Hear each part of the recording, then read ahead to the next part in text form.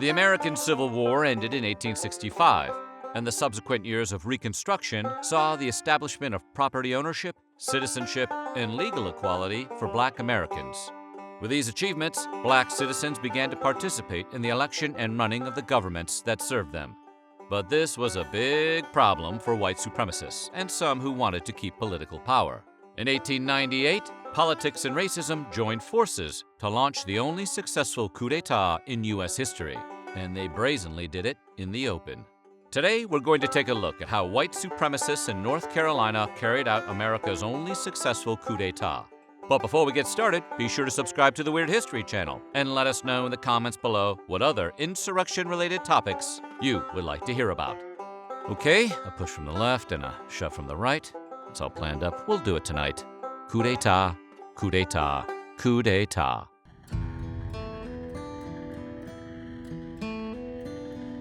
The Civil War left much of the southern United States in shambles. The Reconstruction era would see the country try to rebuild the South in a way that would give former slaves a place in society. But not everyone liked where things were headed.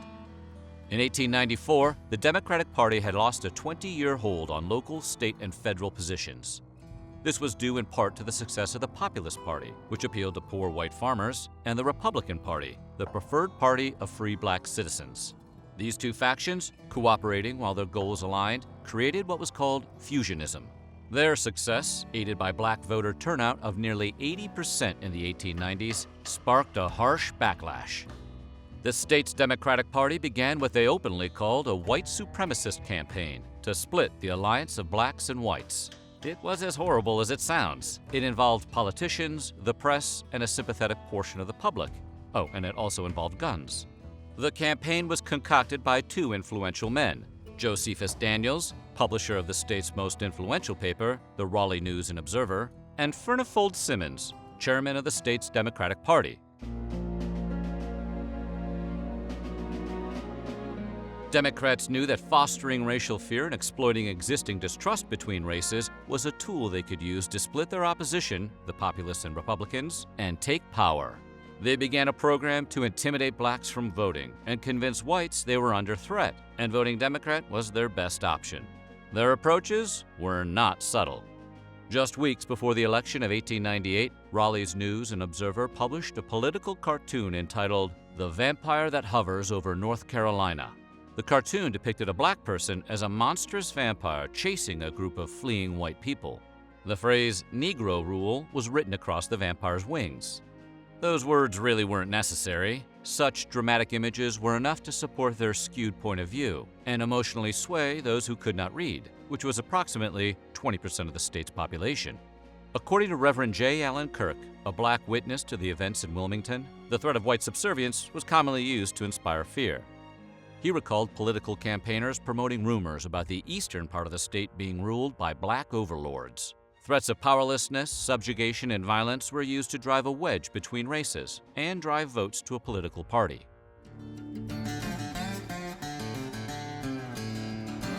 Contrasting with this statewide messaging of racial divide was Wilmington, one of North Carolina's largest and most racially integrated cities.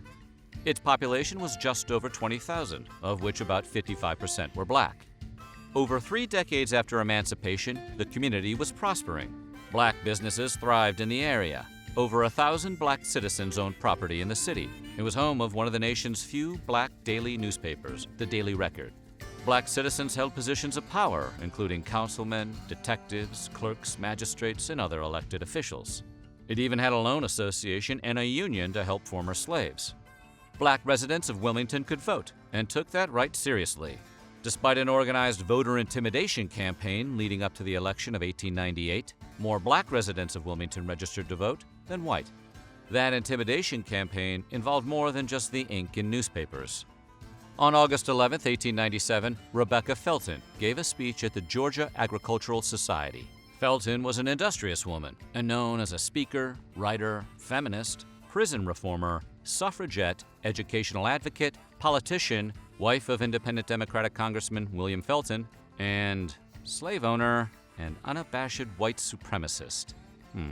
She sounded pretty cool until those two. You have to read the resume all the way to the end, don't you? Felton declared that women on farms faced many dangers, which was true, but claimed no threat was greater than that of the black rapist, which was not true. She went on to declare that if the state's white men and their institutions could not protect women, she had the solution. The answer to her imagined crisis? If it needs lynching to protect woman's dearest possession from the ravening human beasts, then I say lynch 1,000 times a week if necessary. In Wilmington, Alex Manley, the owner and editor of the Daily Record newspaper, responded to Felton's rantings with rantings of his own in an editorial. Manley was a polarizing voice, and many black leaders at the local and state level distanced themselves from him, feeling his tactics were anti-productive. Manley didn't pull any punches on old Becca Felton. He lands his most solid jab with, if the papers and speakers of the other race would condemn the commission of crime because it is crime and not try to make it appear that the Negroes were the only criminals, they would find their strongest allies in the intelligent Negroes themselves, and together the whites and blacks would root the evil out of both races. White supremacists, not known for metered circumspection, declared his editorial an attack on white Christian womanhood. Well, that escalated fast.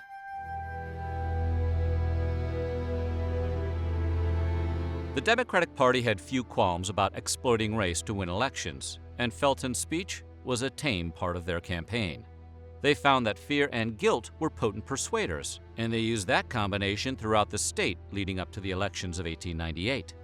In the fall, the Wilmington Messenger, a paper loyal to the Democratic Party, ran an editorial declaring that the white men of North Carolina must choose a side, and that their choice was a matter of race, not politics. This accusation, that a person is a traitor to their race if they don't vote for a particular party, was captured with the derogatory label, scalawag. It was a slur that began early in Reconstruction and originally referred to low-grade farm animals. I didn't know farm animals had status. Similar points of view were echoed in allied papers such as the Charlotte Observer, Wilmington Morning Star, New Bern Journal, Winston Journal, the Goldsboro Argus, and of course, the Raleigh News and Observer. The repetition of similar opinions in the media created the appearance that these beliefs were not only righteous, but those of the majority, which is a way of making itself true. If vitriol in newspapers, speeches, and cartoons weren't enough, there was the threat of physical violence. The red shirts originated decades earlier as a bunch of guys who wore, as you might guess, red shirts to show unity and power for both the Democratic Party and white supremacy. But bad fashion turned just plain bad as the group quickly shifted gears from solidarity to intimidation to threats to physical violence that was levied upon those who dared act against their cause, even if that act was simply registering to vote. Whether parades, torchlight processions, raids, whippings, or marauding through black neighborhoods on horseback, the sight of the red shirts was described as a terrifying spectacle. In response, the Republican governor of North Carolina, Daniel Lindsay Russell, made a proclamation in late October to all ill-disposed persons, whether of this or that political party or of no political party, to immediately desist from all unlawful practices and turbulent conduct, and preserve the peace, and to secure all the people the quiet enjoyment of all their rights of free citizenship.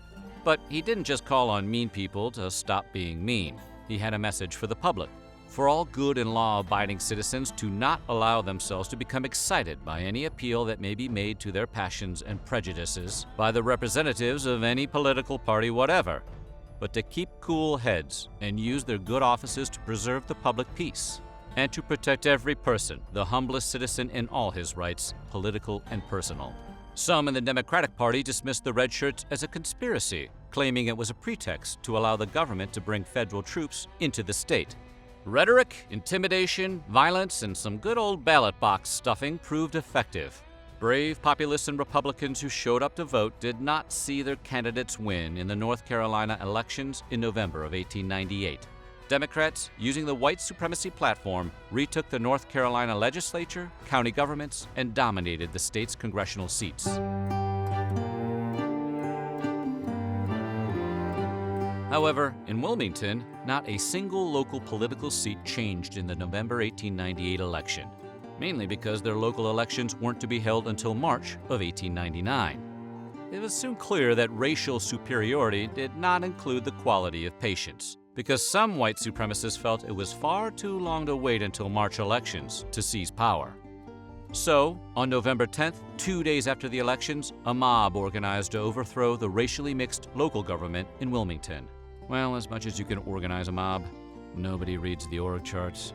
They were a motivated mob. For the day after the elections, the best white citizens had gotten together, drafted some resolutions, and, no surprise, approved their own resolutions to end what was called in one sympathetic newspaper, the Negro domination.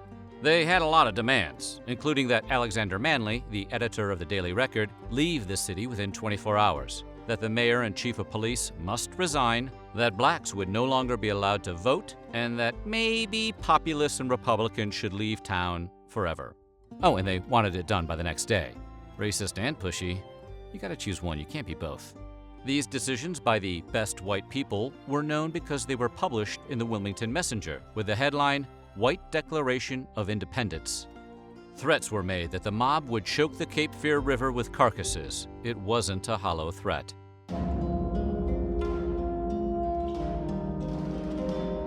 By 11 a.m. on November 10th, Alfred Waddell, a former Confederate general who also lost a bid for the governorship to then-current Governor Russell, led a large group of men to destroy the presses of the Daily Record.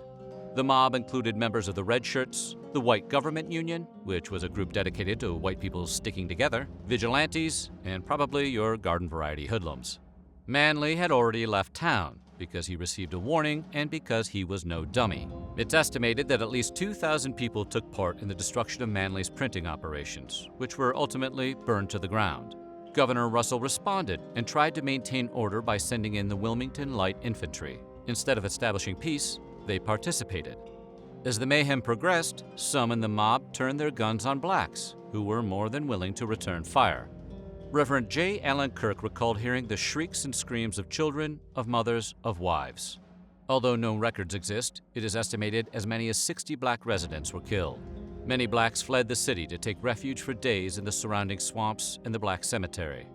Alfred Waddell, when finding white Republicans, paraded them around the city before banishing them on a train. In the following weeks, many residents left Wilmington, including 2,100 blacks, leaving a white majority.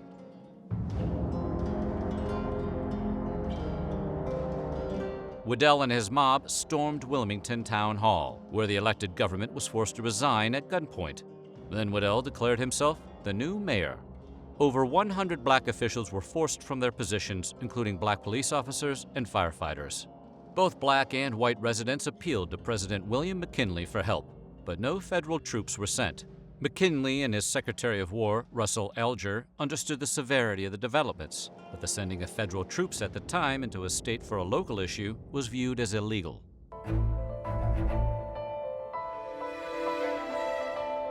Shortly after the events of November 10th in Wilmington, sympathetic newspapers covered the story with distorted narratives. The Raleigh News and Observer declared the violence as being absolutely necessary to save Wilmington from degradation.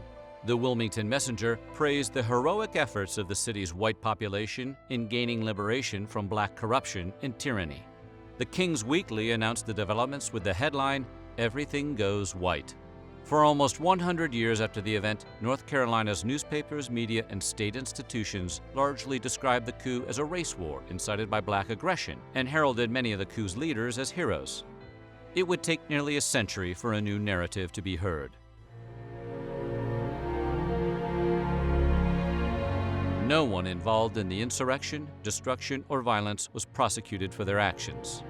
Waddell, the self-appointed mayor of Wilmington, held the office for 7 years, until 1905. Charles Aycock, leader in the white supremacist campaign and an organizer of the coup, was elected governor of North Carolina in 1900. Wilmington became a model for Jim Crow laws, state and local regulations robbing black citizens of their civil rights, and segregating races to prevent any contact that would portray blacks and whites as equal.